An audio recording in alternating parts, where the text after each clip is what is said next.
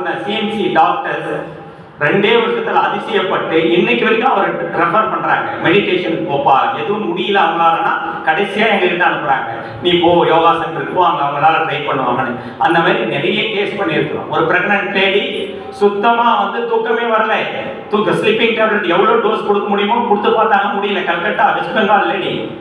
கடைசியா அவங்க சொன்ன வார்த்தை டாக்டர் அனுபவம்னு ஜெனரல் மெடிசன் அவர் ரெஃபர் பண்றாரு, நீங்க யோகா சென்டர் போங்கன்னு. கிட்டத்தட்ட ஒரு 6 மணி நேரம் முயற்சி பண்ணி அதுக்கப்புறம் 4 மணி நேரம் தூங்க வச்சோம்.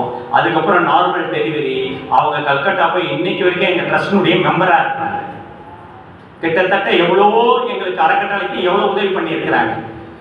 இல்லைன்னா நாங்க இறந்து போயிருப்போம், எங்களுக்கு வேற வழிய குழந்தையும் நானும் இறந்து போயிருப்போம்னு நம்ம சொல்றாங்க. தியானத்தில் அவ்வளவு இருக்கு. வள்ளுவர் சொல்றார், தவம் செய்வார் தன் கருமம் செய்வார், மற்றெல்லாம் அவம் செய்வார் ஆசை உட்பட்டு. தவத்தை பத்தி 10 குறள் எழுதியிருக்காங்க திருவள்ளுவர். நம்ம யாராவது குறள் படிச்சோமா? தவம் எப்படி செய்யணும்னு கேட்டா தெரியுமா? தெரியாது. அப்போ தவத்தை பற்றி அவ்வளவு தெளிவாக சொல்லி இருக்கிறார். அப்படி எல்லா மகான்களும் எல்லா மதங்களிலும் இதை போதிக்கின்றார்கள்.